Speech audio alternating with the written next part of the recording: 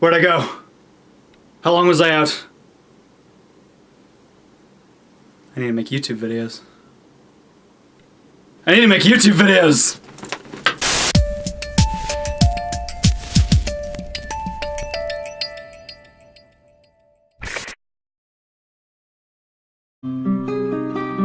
Well now, it's certainly been a while since I've made one of these, hasn't it? In fact, it's been a while since I've made any kind of a video. How's everyone doing? Are you all doing well? I'm doing well. So well, in fact, I might just have to do a review of Ib, an RPG Maker game that everyone's been wanting me to cover since Yume Nikki, which still stands as like the bestest, weirdest, best weird game I've ever played. Ib is a game that's actually quite similar to Yume Nikki. It's dark, it's minimal, it's surreal, and it's absolutely coated in wonderful pixel art, which I bloody fucking love. As you're all no doubt aware, I'm way into the RPG Maker scene. I like RPG Maker, and I like RPG Maker games, even though half of them usually tend to be absolute garbage. See, RPG Maker, it's an interesting little beast. No, it's not a very sophisticated tool for game design. It's really simple, dense in theory, and it might be a little too basic and a little too cookie cutter for anyone interested in legitimate programming.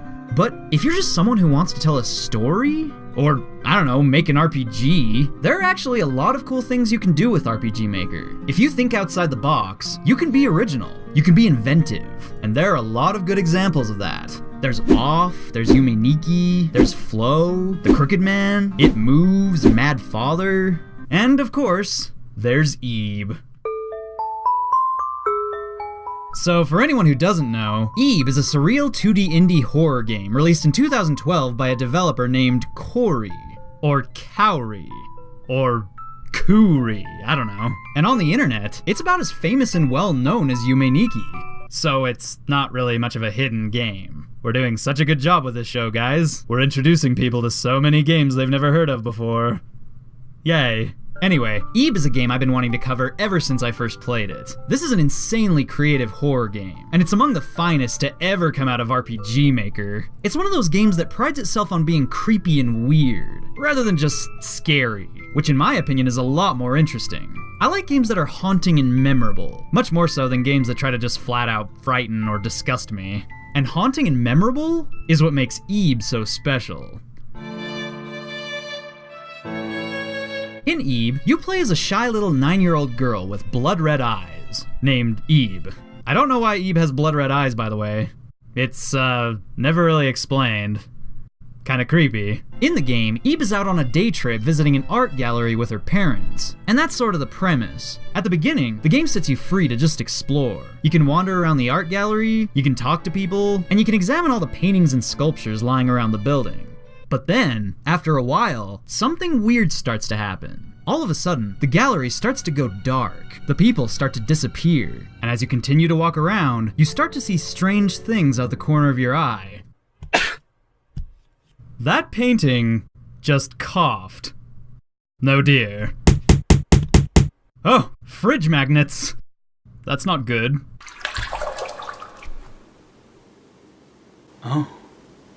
At this point, it's clear there's no way out of the gallery. You're trapped, and you have no choice but to venture deeper into the unknown. As you press on, the game gets more tantalizing and surreal. Paintings on the wall start to move, inanimate sculptures come to life and stalk you, and the wallpaper gets a little handsy. So Ib is basically a survival horror game, with gameplay centered mostly around exploring and puzzle solving. The whole game takes place in the haunted art gallery, and that setting alone gives it one hell of a personality. Now, if you haven't played Ib, you should stop watching this video right now, because I'm about to spoil quite a bit. In fact, I might just spoil everything. Like, seriously, spoiler alert. Go play the game, if you haven't already. Okay? Okay. In all honesty, if I had to think of a game that Ib had the most in common with, it actually wouldn't be Yume Nikki. No, not at all. It may be as surreal as Yume Nikki, and it has the same kind of creepy, bizarre appeal, but like I've said before, I don't really consider Yume Nikki a horror game. No, that game's just strange. The only thing you can really compare Yume Nikki to is LSD Dream Emulator. But Ib? Ib actually has much more in common with The Witch's House, another RPG Maker horror game that came out, apparently, in the exact same year.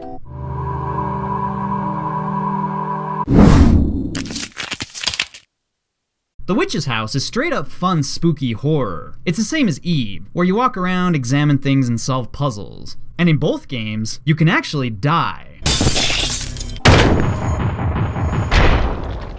But the difference between Ib and The Witch's House is that The Witch's House is just fun. It's a really good game, with fun puzzles and a lot of crazy jump scares. But Ib, on the other hand, is something more. It's a deeper game. It has more memorable moments, more ingenious ideas. At any point in Ib, you can be examining strange paintings, wondering what they mean. You can be navigating a labyrinth full of living sculptures that'll close you off and trap you if you aren't careful. In one of my favorite parts of the game, you actually leave the setting of the gallery and journey into a crayon landscape, where everything is blurry, scribbled, and hand-drawn.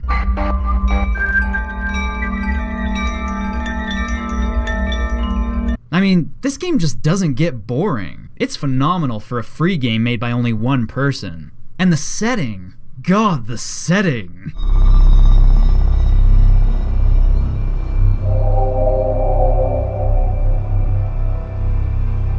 Okay, I know this game doesn't exactly look that good. I mean, the pixel art is kind of blurry. It's sort of hazy and hard to make out.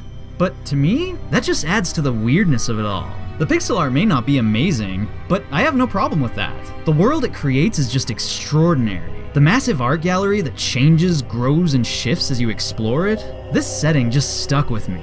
I had that feeling after I played it where I didn't want to leave. You know what I mean? I just wanted to be in the art gallery, be lost in it, be wandering around its corridors forever. This is a place that's just fun to explore. It's curious and inviting, but you never really feel safe inside it. That's another great thing about Ib. The way it scares you.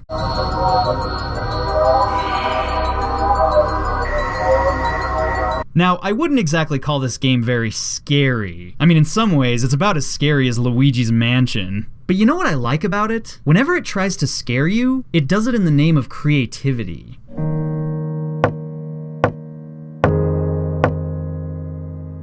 There aren't just a bunch of gross outs, jumps, and screams. Ib gives you scares to remember. Like, you know that part where you're trapped in that room of voodoo dolls? And there's a time limit? And that giant menacing thing is slowly crawling out from the portrait above you?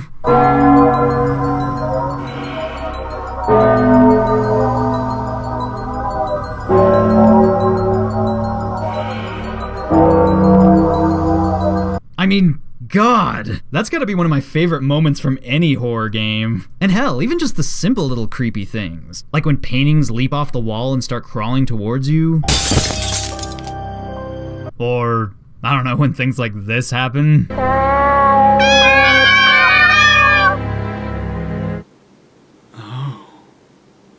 I guess if I had to criticize something about Ib, it would be the fact that there are other characters in it, and they have dialogue.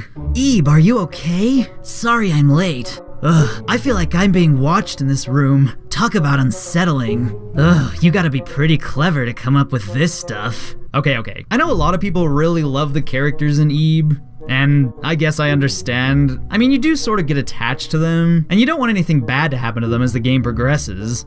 But still, these characters, they're just such stereotypical anime characters. They don't talk like normal people, and their dialogue, for me, wasn't very well written, and it didn't make the game any more dramatic. In fact, it just made it more silly. Especially the blonde girl. Gary, you're just a weirdo. I like yellow, but I also like pink. Oh, and blue. Cookies, and cake, and chocolate. Teehee, so much to eat. Oh, also, what's with these characters' designs? I mean, Ib's design is weird enough, with the blood red eyes and all. But like, there's this part where she and Gary stand in front of a mirror and you can see their whole bodies. And God, just look at these characters. What the hell is that? Have you ever seen anyone dress like that? Have you ever seen anyone who looks like that? Well, whatever, I guess I like to dress like a weirdo. Gary can be a weirdo too. Good on him, I guess. I'm Ib, and I have the devil living inside me. Also, I guess the characters do make the story more engaging. Probably the best thing about Ib, in the end, is the fact that the story is so peculiar, strange, and questionable. It leaves you walking away thinking about it, wondering what it all meant. The ending especially is very weird. In fact, there are actually 10 different endings, believe it or not, and every single one of them is I don't know, just weird. If I had to pick my favorite ending, for those of you who've seen them all, it would actually probably be the one where she climbs into bed and dies, slowly disappearing from all existence. And shit, that's not even the good ending. That's like probably the worst one. But hey, what can I say? I like death. It fascinates me. It enraptures me. It grooves my vibes. Yeah. So, yes, that's about all I have to say. I mean, what else can I say? Ib is a great game. It has my full approval. This is a freeware indie game that puts all other freeware indie games to shame. I mean, it just proves everything. It proves that 2D games can be scary. It proves that a developer can do anything he or she wants, despite any limitations. It proves that a horror game doesn't need a big budget to be interesting. And while there certainly are other RPG Maker games that are much deeper and even more cryptic than Ib, like Off by Mortis Ghost, which we'll definitely have to review in the future, Ib is still a fantastic little game, and I can't picture it being improved much at all. It's fun, it's creepy, it's imaginative, it's emotional, it's investing, it's freaking Ib. Basement worthy.